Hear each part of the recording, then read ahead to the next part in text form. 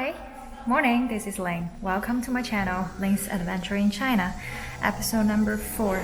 Let's take a look today where I'm going to show you around.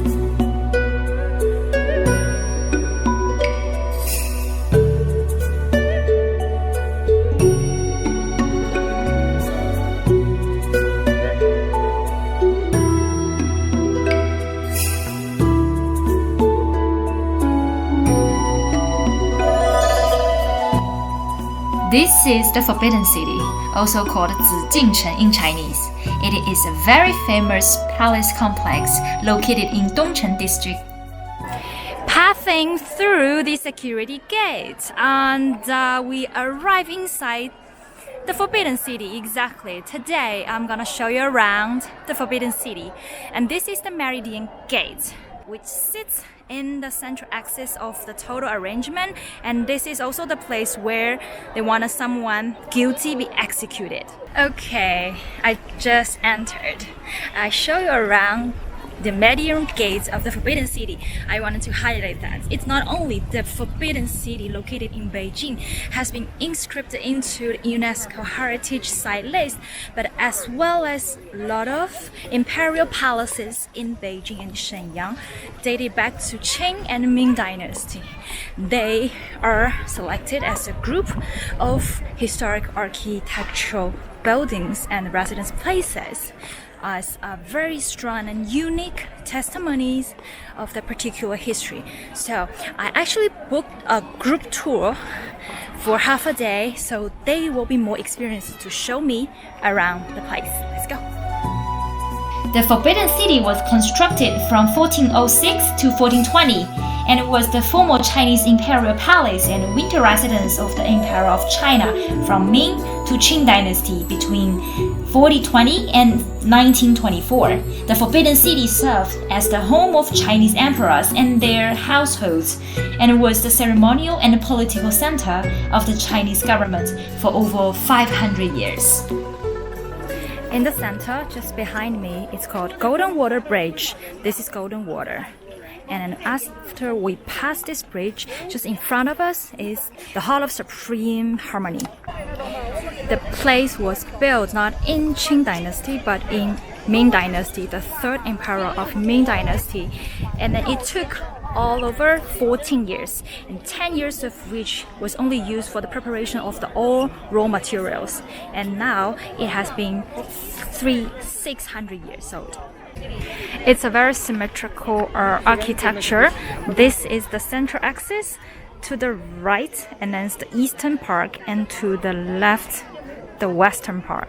We were only focusing first of all the central, as well as the southern central part is the royal administrative and political activities areas where the emperors hold ceremonies as well as all those political events. Take a look of all of this. It looks really new, right? But somehow if we pass through this borderline, we recognize those really old, and then they are actually can be dated back to 600 years ago in Ming Dynasty. And it's not only one layer, but it's multi-layers. Why? Because it will create difficulties for other people, externals, to come inside and for the accessions of the emperor. See? That's the reason of the old people. It's called the Gate of Supreme Harmony.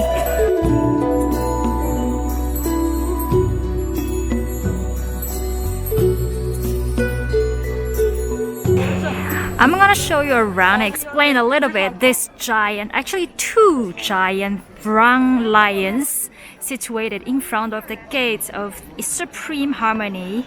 I show you.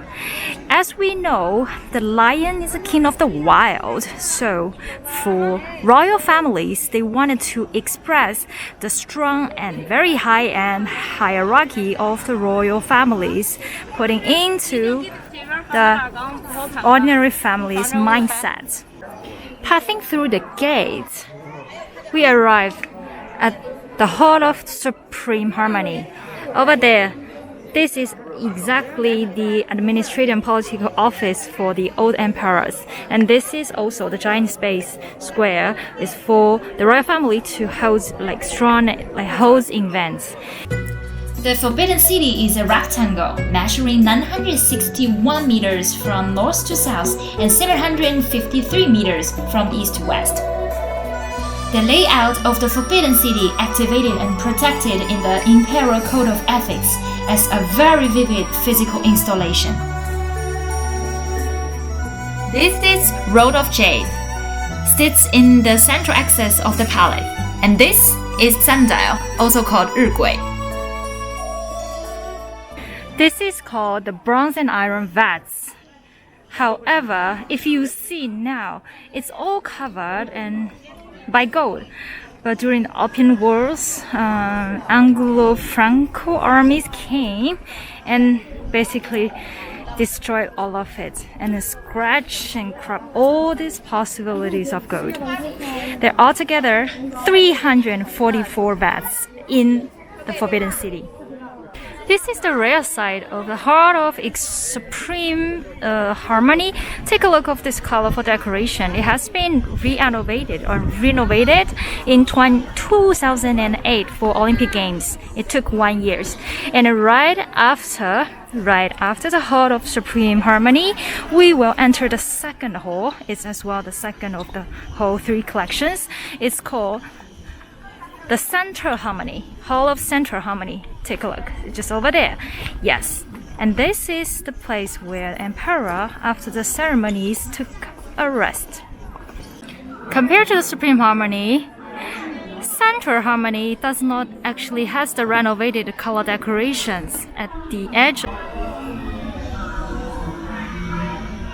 And then this is the last hall of the first part. It's called the Hall of Preserving Harmony. It shows the information and gives the meaning of preserve peace and harmony. Over there, this is the third hall. It's called Hall of Preserving Harmony. It is the place where they hold caterings and the final examinations.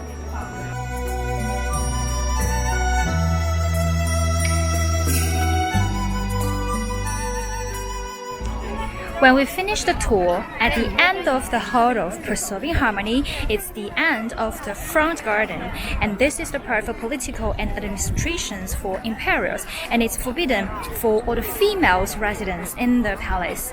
But starting from this point, towards the west, towards the east, and continue towards the north, just in front of me, is the places and residence where the royal family can live.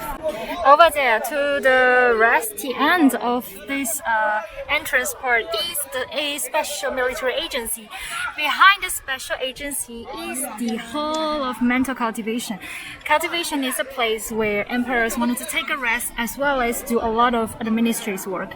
And now we're to the east. Let's go.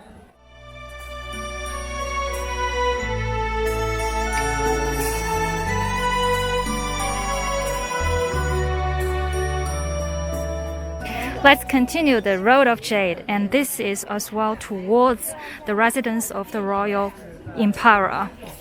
To the left is where he lived, and to the right is where he worked. After the gate, the name of this royal imperial palace is called the Hall of Heavenly Purity. Gate of Heavenly Purity is just behind me, towards the central axis called Road of Jade, just behind me. In front of me, take a look. In front of me, this is the Hall of Heavenly Purity. This is where Imperial lives. It's called Hall of the Union. This is the place where Empress holds the greetings towards other wives of the Emperor as well as her birthday events. This is the Hall of Union just behind me. This is as well now the storage or warehouse to save all these 25 royal cells from Imperial.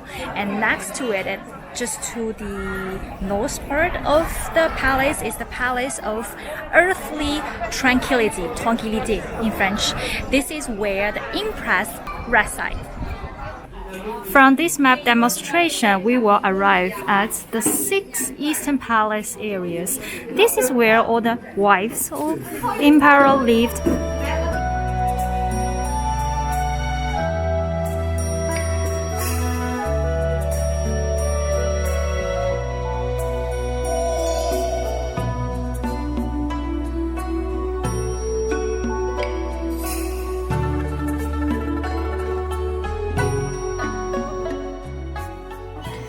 Okay, thanks to a very famous TV series, it's called 延禧攻略. Now the pavilion of prolonging happiness has become the most attractive tourist attraction within the inner court of the 6 Eastern Palace.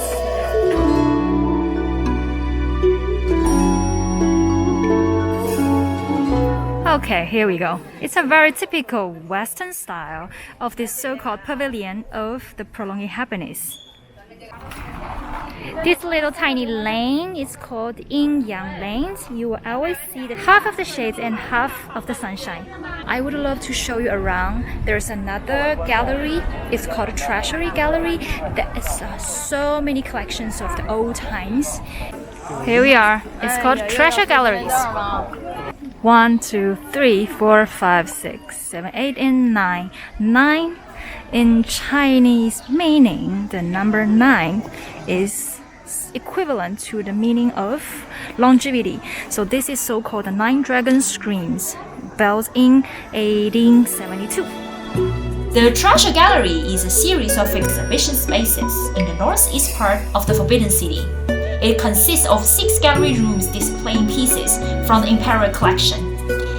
Some of the executed items are made of precious materials such as jade, gold, silver, pearls, and other precious stones.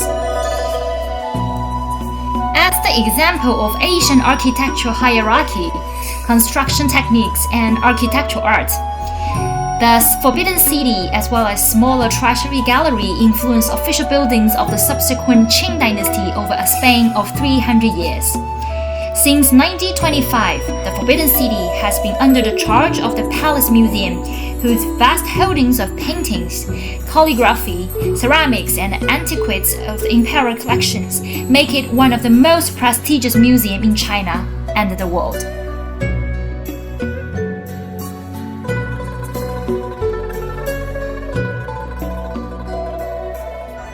Cool, okay, so far it's the end of the inner court where the royal family lived, right? I mentioned that. And after that, just the beautiful garden behind me, it's called Imperial Garden. You may notice for the front court and inner court, you cannot find a single tree. This, now you will come to the royal family where the royal families wanted to come and enjoy their lives for the recreational activities. This is where they come. Located in the center of the Imperial Garden, this is called the Cup-Pai. It is more than 300 years old. Okay, in the Imperial Garden, this is called the Mountain of Accumulated Elegance. Here we go. This little beautiful pavilion is called Pavilion of the Myriad Springtimes.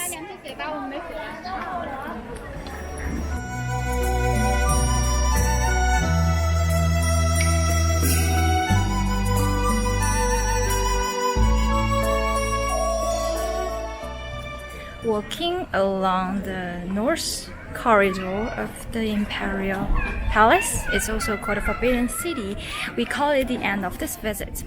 Well, basically, the whole visit can be divided into the first part of palace, pavilions, and the residential spaces, and the museums of treasuries. It's similar to the one we saw called the Summer Palace in Yiheyuan.